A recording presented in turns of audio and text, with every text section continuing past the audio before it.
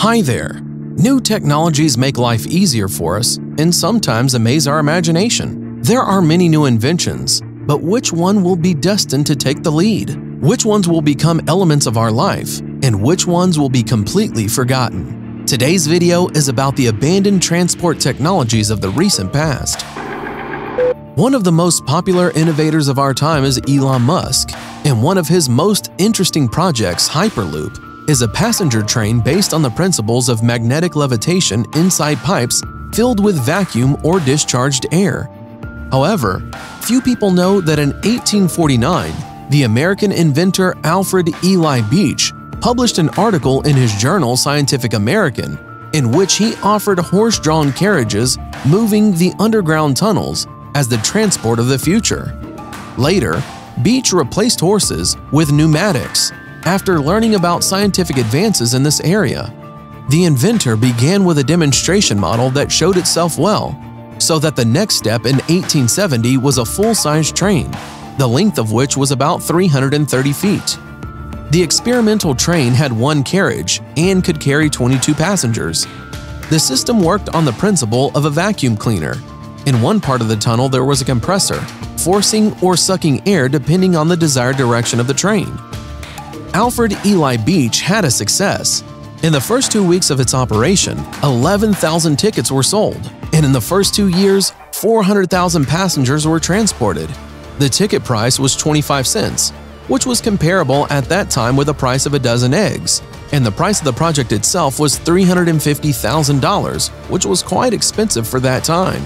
However, the future of the project was ruined by the economic crisis of 1873. Beach could not find investors for his project and was forced to close it down. Of course, Alfred Beach was not the only person who wanted to modernize the idea of railways. In 1929, Scottish engineer George Benny implemented his project of railplane, called the railplane system. The transport was similar looking to an aluminum cigar tube, located above the ground between two monorails above and below. The one above stayed at rest, the one on the bottom served as a stabilizer while driving. The momentum was provided by two propellers, driven by an internal combustion engine, which was later abandoned for an electric motor, which eventually became the main and only one for the system. The maximum speed of the train reached over 120 miles per hour, which is very good even nowadays. Braking was performed using reverse thrust and special pads. Tracks for railplane were planned to be located over ordinary rail tracks. The idea was that the railroad would get freight and railplane would take over passenger transportation. Passengers were extremely pleased with the new mode of transport, noting comfort and smoothness. However, this project was not able to live long enough. And again, money played a huge role here, as well as competition designed by the engine of progress. Benny funded the project from his own pocket, but was never able to enlist the support of investors.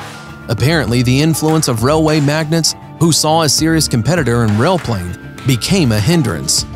When Benny's personal money ran out, he had to declare himself bankrupt and leave his brainchild to be devoured by time. Railplane did remain intact until 1956, but then was dismantled and disposed of. And now let's move away from the railway theme and pay attention to an everyday element of our life, the car. The question of safety of this type of transportation was apparently born with it. In the USA in the 60s, a rather unusual solution was proposed for this issue: bumpers filled with water. They were presented by the company Rich's Soft Cushion Bumper Company. The target customers of the project were taxi drivers, since bumpers were effective in collisions at speeds of up to 22 miles per hour. The use of this technology had good results. The cost of repairs after the accident and downtime were halved, and insurance payouts down by almost 60%. Also, water bumpers are easy to install and replace. Why did they not come out in wide circulation? After all, the idea that the consequences of a collision can be eliminated by a towel seems very attractive. Now imagine such a bumper in freezing weather. In addition, the water bumpers were not very attractive to look at either. However, the real reason for their failure was strict safety standards, as well as new technologies, which turned out to be more effective in absorbing mechanical shocks. An important problem in large cities today is parking, and yet in our time, there are ways of automatically parking your vehicle without the assistance of a driver. This parking problem has also tried to be solved in the past. American engineer Brooks Walker proposed an original solution, the fifth wheel, and the adaptation received the name park car. It was a wheel located behind, in appearance no different from the spare wheel, and, if necessary, performing its function. The wheel lifted the car above the ground and rolled it in the right direction, allowing you to park in almost any conditions. However, during the invention of this, the technology that existed did not allow for the use of this invention. The wheel could not be implemented properly, and test specimens became unusable after several uses. Completing our review for today of the forgotten transport technology is a real monster, the NASA Crawler Transporter for transporting space shuttles and launch vehicles. It was developed in 1965 by the company Bucyrus International and designed by the Marion Power Shovel Company. It is interesting that these companies specialize in career engineering. In total, 2 copies of the conveyor were produced. One of them was called Hans and the second, Franz. Each of them cost an astronomical sum of $14 million. At the time of creation, these were the largest vehicles in the world. The location of these transporters is in Cape Canaveral Air Force Station.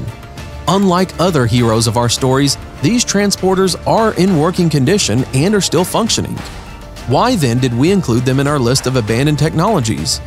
The thing is that in more than 50 years of operation, no one knows how to replace the conveyors.